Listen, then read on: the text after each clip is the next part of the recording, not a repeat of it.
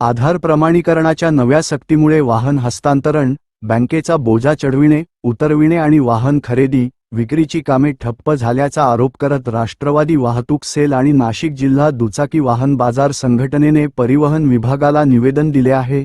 संघटनेच्या म्हणण्यानुसार आधार कार्डवरील माहिती वाहन नोंदणीशी तंतोतंत जुळणे बंधनकारक केल्याने राज्यातील 90 ते 99% वाहन हस्तांतरण प्रक्रिया प्रभावित झाली आहे। OTP आधारित प्रणालीमुळे ग्रामीण भागातील नागरिक आणि वाहन विक्रेत्यांनाही मोठ्या अडचणींचा सामना करावा लागत आहे। यावेळी आधार प्रमाणीकरण ऐच्छिक करणे, OTPला पर्यायी व्यवस्था उपलब्ध करून देणे, वाहन हस्तांतरण प्रक्रिया पूर्ववत सुरू करणे आणि फेसलेस प्रणालीसोबत प्रत्यक्ष अर्जाचा पर्याय उपलब्ध करून देण्याची मागणी करण्यात आली। डेस्क न्यूज मराठी प्रतिनिधी एजाज शेख, नाशिक। मी संजय निकम या ठिकाणी गेल्या 15 ते 20 वर्षापासून काम करत आहे। गेल्या जवळजवळ 20 ते 25 दिवसापासून या ठिकाणी येणाऱ्या वाहनधारकांना, सर्वसामान्य वाहनधारकांना मोठ्या अडचणीला सामोरे जावं लागत आहे। सर्वात महत्त्वाचं म्हणजे ज्या पद्धतीने यांनी जी प्रणाली बंद केली, कोणाला न सांगता, कोणाला कुठल्या पद्धतीचा अवेअरनेस न करता ही प्रणाली त्यांनी जुनी प्रणाली बंद करून नवी प्रणाली चालू केली। नवी प्रणालीमध्ये आधार बेसवर काम केलं जात आहे, परंतु त्यामध्ये मोठ्या प्रमाणात त्रुटी असल्यामुळे काम पूर्णपणे ठप्प झालेलं आहे। आमचं या ठिकाणी त्यांना निवेदन देण्यात आलं की निवेदनामध्ये आम्ही असं सांगितलं आहे त्यांना की हा जो विषय आहे हा ऐच्छिक असावा। ज्या पद्धतीने या कार्यालयामध्ये लायसन्सचे काम केले जाते त्याच पद्धतीने इतरही कामं केली जावीत आणि त्याला बऱ्यापैकी सरांनी, इथल्या साहेबांनी होकार दिलेला आहे। पुढच्या 2 दिवसामध्ये यावर योग्य तो निर्णय आम्हाला मिळेल असे त्यांनी आश्वासन दिले आहे। नमस्कार, मी आर नायर, रिचर्ड वाहन बाजारची संचालिका, नाशिक रोड।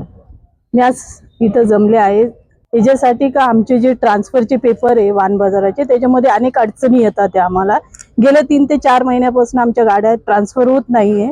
आम्ही एजंटला विचारल्यानंतर एजंटनी सांगितलं का RTO मध्ये काही चेंजेस केले संगणकामध्ये, त्याच्यामध्ये अडचणी येतात आहे, म्हणून ते कुठलेही ट्रान्सफरची फी भरताना, ट्रान्सफर करताना आणि ट्रान्सफरची फी एक्सेप्ट करत नाहीये कम्प्युटर। त्याच्यासाठी आम्ही RTO मध्ये आलेलो आहे सगळेजण, एक रिक्वेस्ट करण्यासाठी साहेबांना का आमचे कामं थोडी त्याच्यामध्ये लवकर होण्यासाठी आणि सुरसुळीत होण्यासाठी, कारण अनेक गोष्टीचे आम्ही त्रास सहन करत आहोत, त्याच्यासाठी आज आम्ही इथपर्यंत आलो आहोत। धन्यवाद। नमस्कार मित्रांनो, मी ज्ञानेश्वर रामभाऊ खाडे, नाशिक जिल्हा दुचाकी वाहन बाजार संघटना संस्थापक अध्यक्ष।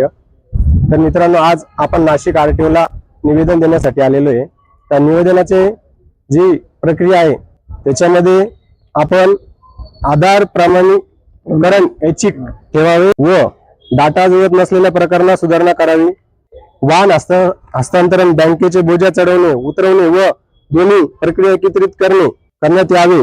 जर वाहन विकणाऱ्याची संपूर्ण माहिती डाटा आपल्याकडे उपलब्ध आहे तरी वाहन विकत घेणाऱ्याची संपूर्ण माहिती ही आधार प्रमाणे सक्तीची करावी। सोबत जोडलेले पत्रानुसार आपण केलेल्या आदेशामध्ये इच्छुक व फेसलेस असल्याचे सांगितले जात असताना प्रत्यक्षात दुसरे पर्याय नसल्याने जनतेला मोठा त्रास होत आहे। सुशिक्षित नसलेल्या वाहनधारकांना विशेष अडचणी येत आहेत। तरी आज साहेबांना RTO, प्रादेशिक परिवहन RTO साहेब आयुक्त प्रदीप शिंदे सर यांना आज निवेदन देण्यात आलेलं आहे, संपूर्ण नाशिक जिल्हा दुचाकी वाहन बाजार संघटनेमार्फत। धन्यवाद। मी काझी अयाजुद्दीन, नाशिक जिल्हा वाहन चालक मालक प्रतिनिधी। मी गेल्या 20-25 वर्षापासून RTO नाशिक मध्ये काम करतो, परंतु सद्यस्थितीत जी अडचण आज निर्माण झालेली आहे त्याला जनतेला वेटीस धरावं लागतंय, शासन पण वेटीस धरतंय। कुठेतरी आमच्या एजंट लोकांकडे पेपर दिलेले आहे, प्रणाली बंद असल्यामुळे कामं होत नाही, फी पाडल्या जात नाही। तरी मी सर्व जनतेला आवाहन करू इच्छितो का शासनाची प्रणाली जोपर्यंत सुरळीत होत नाही तर वाहन घेणे, खरेदी विक्री करू नये आणि घेतल्यास त्यांनी संबंधित वाहनधारक जे पण डीलर आहे त्यांच्याकडून जी त्यांनी सांगितलं का इतक्या दिवसात होईल तर त्याच्यावरती संयम बाळगावा। एवढंच मी बोलतो आणि माझे 2 शब्द संपवतो। जय हिंद, जय महाराष्ट्र। नाशिक मध्ये सर्वात जास्त उदरनिर्वाह जो आहे वाहन खरेदी विक्रीवरती चालतो, तर आमचं पोटपाणी पूर्ण याच्यावरती आहे। तर आता जी आम्हाला अडचण येते RTO ऑफिसला, तर त्याच्यासाठी आम्ही साहेबांना निवेदन दिलेलं आहे। तर वाहन खरेदी विक्री संघटना जी आमची, तर त्यानुसार आम्ही सगळेजण एकत्र होऊन साहेबांना निवेदन दिलेलं आहे.